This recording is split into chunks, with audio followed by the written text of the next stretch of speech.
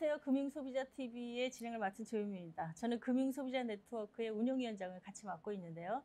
금융소비자TV에서 다양한 금융생활에 도움이 되는 여러 정보들을 제공해드리고 있습니다.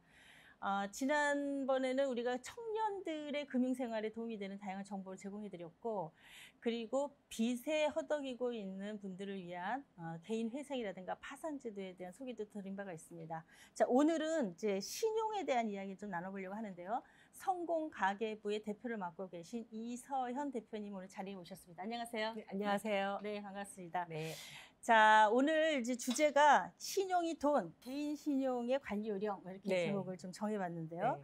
우선 이제 대출 받을 때 우리가 이자를 내게 되는데 이자를 조금이라도 덜 내려면 평소에 이 신용 등급 관리를 굉장히 잘 해야 되잖아요. 그렇죠.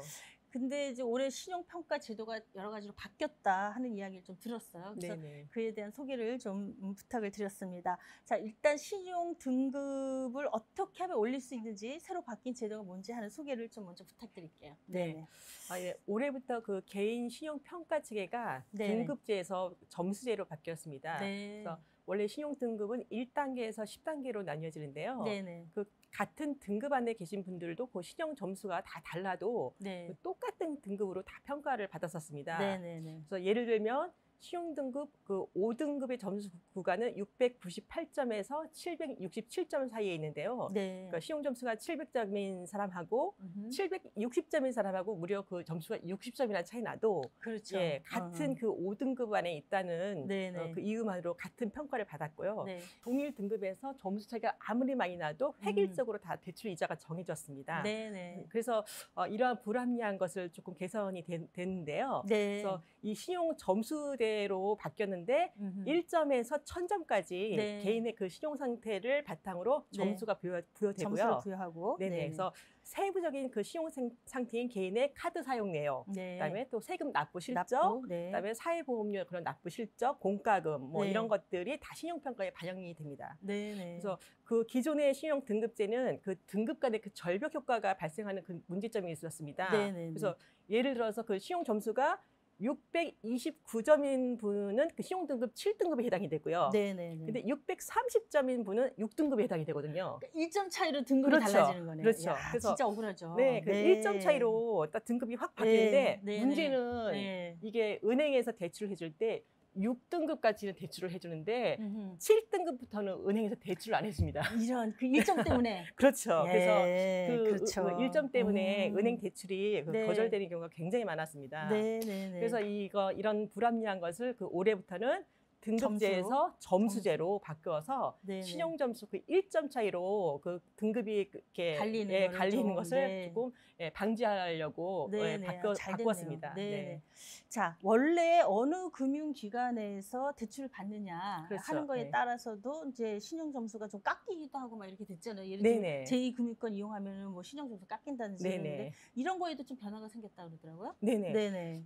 기존에는 그 신용 조회 회사가 네. 그 신용 점수와 그 등급을 산출할 때 네네. 대출을 받은 금융업권이 어딘지를 보고 또 평가를 했습니다. 네네네. 그래서 제1금융권에서 그 은행이죠. 은행에서 네네. 대출을 안 받고 네. 만약에 뭐 수협이나 네. 뭐 단위농협이라든가 이런 상호금융 같은 제2금융권에서 대출을 받으신 경우에는 그 제2금융권을 이용했다는 이유만으로 신용 점수하고 등급이 크게 하락을 했습니다. 네네. 그래서 사실 이 소비자의 그 신용을 반영하는 대출 금리를 사실 고려해야 되거든요. 그렇죠. 네, 금리는 고려하지 않고 제2금융권에서 대출받은 그 대출 이자가 연체가 반응할 가능성이 높다거나 또는 이 사람은 상한 능력 면에서 조금 위험이 크다 이런 편견이 있었습니다. 그래서 이 제2금융권을 이용하시는 분들을 평가할 때 조금 불리하게 평가를 해왔다고 볼 수 있습니다.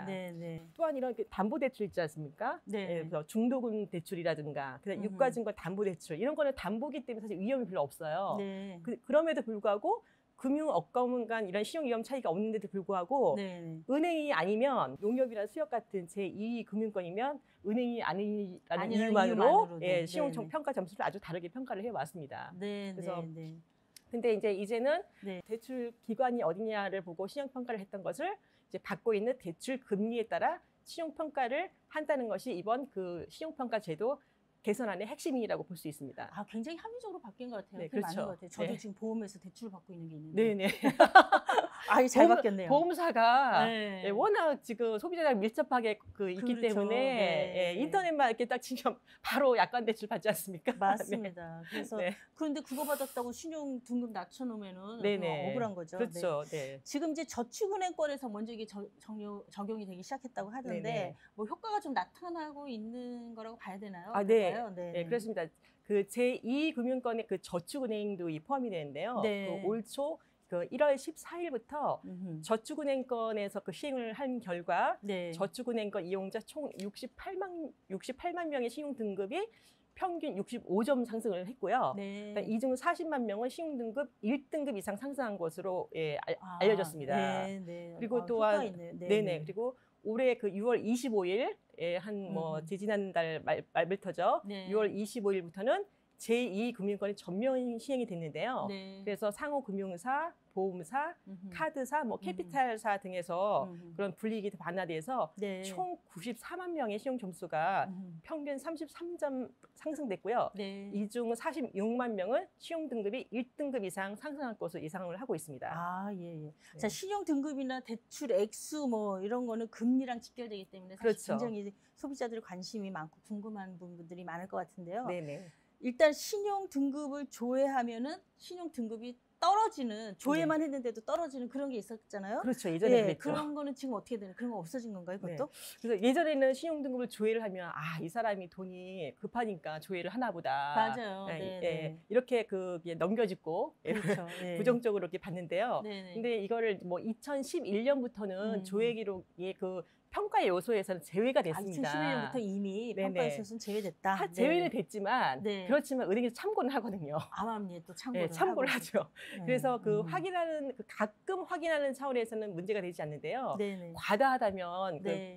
그 신용 등급이 떨어질 수 있고요. 네. 그래서 필요 이상으로 신용조회를 많이 했으면 네네. 금융사가 사실 알 수밖에 없거든요. 네네. 그래서 대출 심사 시에 이분이 이렇게 신용평가 조회를 많이 한 거는 혹시 결제 능력이 떨어졌기 때문에 아니냐 이런 생각을 하고 불리하게 작용을 할 수가 있습니다. 네, 네, 그렇군요. 그러니까 필요 없는데도 과도하게 신용등급 자꾸 조회해보는 거는 좋지가 않겠네요. 그렇죠. 뭐 평가 요소는 제외됐다고 하지만 네. 다 하고 네. 있습니다. 자, 그리고 신용카드나 네. 뭐 이런 신용카드를 이용해서 현금 서비스 지금 많이 하게 되는데 그렇죠. 네. 이런 현금 서비스를 이용하게 되면은 신용등급에도 또 영향을 미친다. 이제 그런 얘기 많이 있었거든요. 또 뭐 마이너스 통장 같은 거 갖고 있는 경우에도 신용등급에 좋지 않다 이런 얘기가 있었는데요. 실제로 어떤가 이런 현금 서비스나 마이너스 통장이 신용등급에도 직접적 영향을 미치게 되는 건가요? 예, 맞습니다. 네네. 신용카드 그 현금 서비스 대출이율이 보통 15%에서 20% 정도 되거든요. 그렇죠. 그러니까 이거는 정상적인 어떤 신용 대출이 안 되기 때문에 그러니까 받으시는 급하니까 급전을 그렇죠. 빌리시는 거거든요. 그래서 이런 그 신용 평가 시 대출이율이 높은 상품을 이용한다는 것은 당연히 부정적으로 그 평가된다고 볼 수 있고요. 또한 이 마이너스 통장도 이율이 어떠냐에 따라 그 신용 등급에 따라서 또 이율이 다 다르거든요. 마이너스 통장도 개인에 따라. 마이너스 통장이라 하더라도 그 사람에게 부여된 이율이 어느 정도냐에 따라서 등급에 미치는 영향이 달라지는 거군요. 다 다릅니다. 하지만 뭐 마이너스 통장을 개설을 해놓고 뭐 사용하지 않거나 또는 쓰더라도 연체를 하지 않으면 뭐 그렇게 불리하게 작용을 하지 않고요. 그래서 사실 마이너스 통장 같은 것은 그냥 개설해놓고 비상시에 대비해서 이렇게 한도를 갖고 있는 것도 조금 좋기 때문에 비상자금 유통을 좋기 때문에 그냥 갖고 있는 것이 조금 좋다고 봅니다. 네, 그렇군요. 신용카드를 많이 사용하는 경우, 뭐 이런 경우는 어떨지 좀 궁금한데요. 예를 들면은 체크카드를 사용하는 것이 신용 등급에는 더 좋다. 뭐 이런 이야기도 있었거든요. 그 사실인가요? 네, 그렇죠. 신용카드는 외상이고. 체크카드는 현금 결제거든요, 바로. 그렇죠. 그렇죠. 그래서 그 차이가 있다. 신용등급은 한 달 뒤에 그 외상 결제하는 거 아닙니까? 네. 그래서 그래서 신용카드를 잘 결제를 했다는 거, 외상값을 잘 갚는다는 거랑 비교할 수 있는데요. 그렇죠. 그래서 신용카드를 잘 결제하면 신용 점수를 올리게 되고요. 또 어떤 경우에는 등급이 올라갈 수 있고요. 뭐 더 좋은 것은 이 체크카드를 현금을 보유한 상태에서 카드를 쓰는 거기 때문에 예, 신용카드보다 더 결정 능력이 좋다고 봅니다. 예, 그래서 네. 신용평가 시 더 나은 평가를 되는 건 예, 네. 당연하다고 볼 수 있습니다. 아, 그렇군요. 네. 오늘 새로운 사실 굉장히 많이 알게 되는 것 같아요. 네. 네. 자, 대출 이자 연체 관련해서 자, 연체가 되면 신용등급이 떨어질 것이다. 뭐 이런 것들은 다 우리가 상식적으로 아는데 그렇죠. 네. 연체 이자를 이자를 연체하면 신용등급이 어떻게 바로 떨어지게 되나요? 어떤 과정을 거쳐서 이게 등급이 조정이 되게 되나요? 네, 대출을 받는 경우에는 그 신용평가 시 가장 중요한 요소가 바로 그 대출이자 연체 그 여부인데요. 네네. 무엇보다도 그 금융거래에서는 연체는 하지 않는 것이 그 신용관리 제1의 그 원칙이라고 할 수 있습니다. 맞습니다. 네. 그래서 연체는 하지 말자. 네네. 그래서 연체를 하게 되면 네. 대수인들은 빨리 해소를 해야 되는데요. 네네. 그 기준이 기존에는 10만 원을 5영업일 이상 연체를 하면 단기 연체 등록이 됐었어요. 네, 그런데 이제 그게 올해부터는 30만 원을 30일 이상 연체를 하면 단기 연체가 등록이 됩니다. 그럼 단기 연체 등록의 조건이 굉장히 폭이 넓어졌네요. 완화된 거죠. 여유가 좀 생겼네요. 네, 그러니까 기존에는 5영업일 이상에 빨리 상환을 해야 되니까 일주일 안에 해결하라 이 얘기인데 지금 한 달 정도 시간을 준 거네요. 30일 정도로 하고 금액도 30만 원으로 좀 조금 넓혀주고 그래서 또 그 단기 연체 이력 정보는 기존에는 그 활용 정보가 한 3년 정도 활용이 됐거든요. 근데 이제 그것을 너무 과다하다. 겨우 뭐 10만 원 이렇게 연체했는데 그걸 소액인데 3년씩이나 활용하느냐. 그래서 그거를 이제 1년으로 축소가 됐고요. 근데 단지 또 이런 것들을 또 이렇게 악용해서 계속 그냥 뭐 연체도 습관이니까 2일, 3일씩 계속 연체를 하거나 이러면 또 신용카드사나 이런 대출 금융기관이 또 손해를 보는 거 아닙니까? 그렇죠. 그래서 이제 그런 도덕적 해이 방지를 위해서 5년간 2건 이상 만약에 단기 연체를 계속하면 그 보유자에 대해서는 현행 활용 기간이 3년을 적용을 하게 되어 있습니다. 네, 5년 동안 2번. 네. 여러분 5년 동안에 2번 이상 하면 안 됩니다. 그렇죠. 네, 그렇군요. 네. 그리고 이게 또 장기 연체도 있는데요. 그래서 100만 원을 3개월 이상 연체하면 이거는 장기 연체라고 하는데요. 이거는 이제 이런 이력이 있으면은 그것을 상환을 하더라도 5년간 신용평가에서 그 정보를 활용합니다. 보통. 근데 이제 정부에서 개선안이 장기 연체 정보를 과도하게 활용하지 말아라 이렇게 유도를 하고 있지만 그것을 어떻게 뭐 이렇게 법적으로 금지하거나 그런 건 아직 없습니다. 자, 세금이나 공과금 같은 거 열심히 잘 내면 신용 등급에도 도움이 된다 그러던데 진짜 그런가요? 그렇죠. 그래서 신용 평가라는 것이 보통 그 사람의 결제 능력을 보는 건데요. 그래서 세금, 그다음에 공과금, 그다음에 공과금액 이런 성실한 납부 실적은 신용 점수를 높여주고요. 신용 등급을 상승시키는데 아주 중요한 요소가 됩니다. 그리고 이 세금 연체는 특별히 그 신용 점수에 아주 치명타인데요. 국세나 지방세, 관세 이런 것을 연체하거나 아니면 10만 원 이하의 소액세금 이런 것을 2건 이상 연체하면 신용 점수 하락을 가져올 수 있고요. 그리고 또 이 공공요금 납부도 굉장히 중요한데요. 뭐 통신요금, 그다음에 건강보험료, 사회보험료, 뭐 도시가스 이런 것들을 이런 요금을 6개월 이상 성실하게 납부하시면 신용평가 점수에서 가만히 올라갑니다. 그렇군요. 자, 이런 것도 사실은 뭐 이렇게 한번 정확하게 챙겨 놓으면은 그다음에 연체될 일이 없는데 그렇죠. 이제 깜빡하면 또 막 지나가고 이러면서 쌓이게 되는 경우도 꽤 있으니까 이번 기회에 한번 쭉 점검하셔가지고 좀 정리를 해놓으시면 좋을 것 같아요. 자, 오늘 이제 바뀐 그 신용평가 체계에 대해서 좀 같이 이야기를 해봤는데요. 마지막으로 금융 소비자들이 이 관련해서 좀 알았으면 좋겠다 하는 포인트만 좀 짧게 짚어주시죠. 뭐 이렇게 제도가 바뀌면 그것들은 사실 그 본인들한테 적용하는 게 굉장히 중요하지 않습니까? 그렇죠. 그래서 이 금융 소비자들은 사회보험료나 그런 세금 납부 실적을 그 관련 기관에서 발급을 받으셔갖고 그 신용평가에서 제출을 하시면 그 신용 등급을 올릴 수가 있고요. 그다음에 그 기존에 그 다 대부분 신용 등급제에서 대출을 받으셨기 때문에 대출 금리에서 또 불리하게 작용하시는 분들이 있거든요. 그렇죠.